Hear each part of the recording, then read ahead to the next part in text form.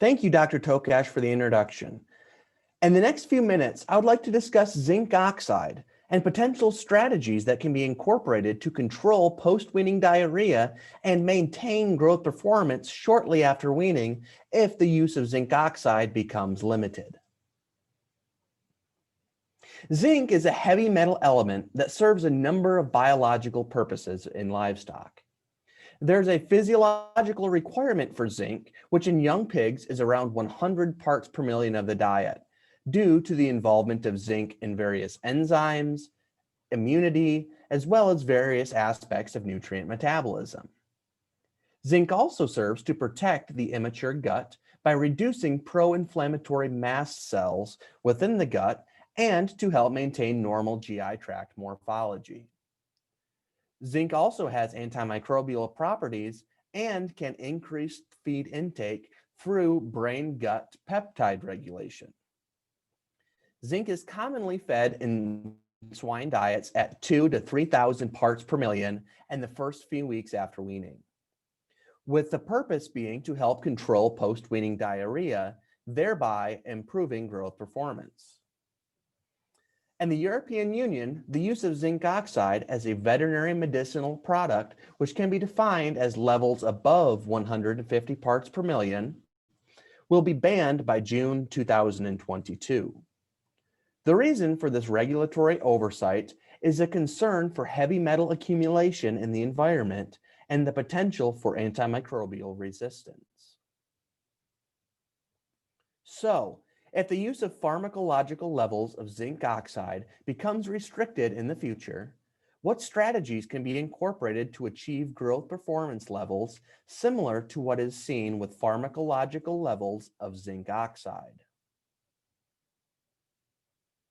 Here are several nutritional approaches that could be used to potentially reduce the incidence of post-weaning diarrhea. Some of these approaches are more researched than others, and there still is a great deal of information we need to understand yet. Strategies which will be discussed include the reduction of dietary crude protein, the use of dietary insoluble fiber shortly after weaning, and addition of various feed additive products with a variety of mechanisms. Additionally, it is important to avoid excess dietary iron, as iron is known to promote bacterial proliferation, which can further exacerbate post-weaning diarrhea. Nutritional approaches alone are not likely to result in the desired level of performance in a world without zinc oxide. Other approaches may be beneficial if used in combination, including maintaining a high health status within both the sow and wean to finish populations. If healthy pigs are weaned into a clean environment with few multifactorial disease issues, post-weaning diarrhea may be much less of an issue. Additionally, increasing weaning age may be beneficial to ensure that pigs are robust at weaning, start well on feed, and are set up for success in the wean to finish period. A clean environment is critical, as is having a dry, draft-free environment post-weaning. Control of post-weaning diarrhea without the use of zinc oxide and without routinely using antimicrobials must be accomplished through a combination of management and nutritional factors, and no single silver bullet will be successful to replace zinc oxide. Looking first at dietary crude protein level, Kelsey Batson performed a study where pigs were fed from 5 to 11 kilograms of body weight with a 21% crude protein diet with and without zinc oxide added. In the added zinc oxide treatment, zinc oxide was included at 3,000 parts per million in the phase 1 diet and 2,000 parts per million in the phase 2 diet, or no added dietary zinc oxide was provided. Additional treatments included diets formulated with 4% dietary coarse ground wheat bran with no added zinc oxide. And these diets were formulated with decreasing levels of dietary crude protein, ranging from 21% down to 16.5%. And these diets were formulated to a maximum digestible lysine to digestible crude protein ratio of 6.35%, meaning that as dietary crude protein decreased, so did the SID lysine content. And in this figure, as will be the case with many of our additional figures, which we'll discuss in the next several minutes, on the y-axis is average daily gain, with units being grams per day. This data shows a nice zinc oxide response relative to no added zinc oxide within the diet, as would be expected. And the data also demonstrates that the 21% crude protein diet with no added zinc oxide and 21% crude protein diet with 4% coarse ground wheat bran resulted in similar levels of average daily gain. Additionally, as crude protein and SID lysine content of the diet decreases, so does the average daily gain in a linear manner. Within this graph, we have represented on the y-axis the fecal dry matter percentage. Now, when we look at this outcome, the stools become more firm, or the fecal dry matter becomes greater when reducing the dietary crude protein level, or moving from left to right within the diet supplemented with 4% added dietary wheat bran. Now, fecal dry matter is not a direct outcome which generates revenue for a producer. However, the study illustrates the concept that reducing dietary crude protein and amino acid content can result in firmer stools. So feeding greater levels of dietary crude protein in nursery diets results in greater levels of undigested protein in the hindgut, which in turn is a greater amount of substrate available for the proliferation of pathogenic bacteria, which can increase the risk for post-weaning diarrhea. Our nutritional approach for these early nursery diets is to feed a low crude protein, amino acid fortified nursery diet. And doing so allows us to minimize the inclusion of soybean meal and other specialty proteins while meeting the specific amino acid requirements using feed-grade amino acids. What this formulation strategies allows is to reduce the occurrence of clinical scouring or post-weaning diarrhea while maintaining an effective and cost-effective nursery program. Taking this step further and focusing specifically on lysine, our recommendation would be to feed moderate levels of lysine in early nursery diets. This allows for the reducing of the crude protein levels, thereby reducing inclusion of soybean meal and other specialty proteins, which in turn can reduce the occurrence of scours and reduce diet cost. Then, later in the nursery period, ensuring adequate lysine is provided to support growth performance is critical as the pigs really begin to increase their rate of growth in that late nursery and early grow finish periods. Another important area for discussion in nursery diets involves fiber. Soluble fiber can increase the fermentation within the hindgut, which thereby increases volatile fatty acid production and energy utilization of those products. Soluble fiber can increase the viscosity of the digestive material, thereby reducing passage rate, which allows for increased bacterial colonization. Now, when this is done in soluble fibers included in late nursery diets, this is a good thing, and this soluble fiber can actually promote gut development. However, when we're thinking specifically about early nursery diets and trying to reduce bacterial overgrowth and reduce the growth and proliferation of pathogenic bacteria, insoluble fiber can have advantages. An insoluble fiber can actually reduce the fermentation and reduce VFA production within the hindgut. Insoluble fiber can increase the fecal bulkiness, thereby increasing the passage rate and increasing bacterial washout. And this bacterial washout reduces the ability for those pathogenic bacteria to adhere to the lining of the GI tract. Thereby, this can help reduce the impact and reduce the negative impact on performance of post-weaning diarrhea shortly after the time of weaning. So here are several examples of ingredients commonly used in nursery diets and their associated level of soluble and insoluble fiber. If we're focusing on insoluble fiber early in the nursery stage, ingredients high in insoluble fiber include oat hulls, soybean hulls, wheat bran, as well as wheat midds. Here's a study where dietary crude protein and fiber source was evaluated, where 3 fiber treatments were used in addition to a series of diets with no added dietary fiber. The 3 fiber treatments included 4% added wheat bran, 1.85% added oat hulls, and 1.55% added cellulose to balance for dietary insoluble fiber content across those 3 fiber sources. Additionally, 2 crude protein levels were evaluated, 21% and 18%, which represent 1.4 and 1.25% SID lysine in phase 1, and 1.35 and 1.25% SID lysine in phase 2, respectively. There was no evidence of a fiber source by crude protein level interaction, and lower dietary crude protein and SID lysine content reduced average daily gain.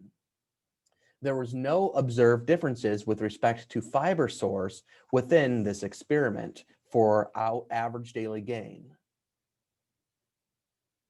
When looking at fecal dry matter at the conclusion of feeding of those treatment diets, the pigs fed insoluble fiber from added cellulose resulted in greater fecal dry matter compared to no added fiber and 4% added wheat bran.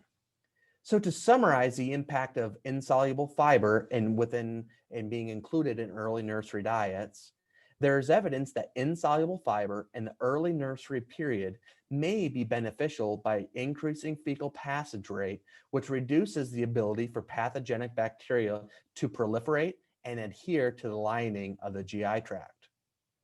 In the current studies, we can see an increase in fecal dry matter, but do not necessarily see a benefit in growth performance outcomes under the current set of conditions. There remains a lot left to be learned in the area of fiber provision and the early nursery stage. Additionally, a number of feed additives can be considered, which can improve growth performance in the early nursery period if zinc oxide is not available to be used at pharmacological levels. These include copper, which is commonly fed in the late nursery stage, but could be incorporated earlier if zinc oxide use is limited. Other sources of zinc could be explored, such as zinc nanoparticles, which would allow a similar efficacy and similar impact on the physiological functions for many of the types of activities and things that zinc is involved within the body, albeit at a much lower level included in the diet. And finally, other feed additives could and should be explored, such as the use of dietary acidifiers, fatty acids, pre and probiotics, as well as specific feed additives that may have antibacterial activity within their mechanism of action. So this study used a positive and negative control, both formulated to 21% dietary crude protein. The zinc oxide has 3,000 parts per million of zinc in phase 1 and 2,000 parts per million of zinc in phase 2, whereas a negative control had only basal levels of added dietary zinc oxide. No added dietary zinc oxide and only basal levels of dietary zinc. The other treatments consisted of the negative control plus 1.2% sodium diformates, the negative control plus 4% coarse ground wheat bran, a reduced dietary crude protein diet, which was formulated to 18% crude protein, and a combined treatment, which consisted of 18% dietary crude protein with 4% added wheat bran, as well as the addition of the dietary acidifier. This data indicates, again, a nice zinc oxide response as would be expected, and the low crude protein diet resulted in poorer average daily gain compared to the 21% crude protein negative control diet. Interestingly, however, when the 18% crude protein diet had 4% added wheat bran, as well as the sodium diformate, the growth performance was increased to a level equal to that of the 21% crude protein treatments. Again, this combined treatment had 18% crude protein, and it resulted in similar growth performance to the other treatments that actually had 3% greater dietary crude protein. And when looking at mean fecal dry matter, the combined treatment had fecal dry matter similar to the positive control zinc oxide treatment. And all strategies had greater fecal dry matter compared to the 21% crude protein, no zinc oxide, negative control treatment. And finally, here's a study which was designed in a 2x2x2 factorial with or without zinc oxide, with or without 1.2% sodium diformate, and 2 levels of dietary crude protein, 21 or 18%. There was no evidence of any interactions for average daily gain during the treatment period. However, both the zinc oxide and sodium diformate resulted in greater average daily gain. Unfortunately, there is no clear answer or single strategy to replace pharmacological levels of zinc oxide in early nursery diets. If future regulatory restrictions are placed on the use of zinc oxide in the United States, a multifactorial approach would be the most effective strategy to control post-weaning diarrhea and improve growth performance without using feed-grade antimicrobials for the treatment of clinical post-weaning diarrhea. Some of the areas discussed today include management and dietary changes. There are additional areas of importance involving post-weaning diarrhea, which was outside the scope of our current discussion. And this includes more discussion surrounding various aspects of genetic as well as immunological predisposing factors. Zinc oxide is an important tool used in early nursery diets to help control diarrhea, and pharmacological levels of zinc oxide are fed for only 2.5% to roughly 3.5% of all the feed that a pig is fed during its lifetime. Concern over heavy metal accumulation in the environment and antimicrobial resistance are very important, but it's important to recognize the limited duration in which these high levels are fed. And this short duration allows for a dilution effect over time as that pig consumes the largest amount of feed much later in the nursery and then throughout the finishing phase. The U.S. swine industry must remain judicious in the use of zinc oxide and incorporate where appropriate to maintain animal health and well-being. But we must avoid overuse and continue to advocate for continued access to this technology to avoid regulatory restrictions in the future, which would negatively impact the well-being of pigs in the early nursery stage by limiting the use of dietary zinc oxide. That concludes today's session discussing the use of zinc oxide in swine diets. I appreciate the attendees of the 2020 Kansas State University Virtual Swine Day and all of those who assisted with the planning and the execution of today's event. It has been an honor to participate and interact with the group today. I look forward to the discussion session and open question and answer session at the end of today's material. Up next in today's program will be Dr. Joel DeRucci, who will be discussing the current understanding of and factors which can influence pig body weight variation.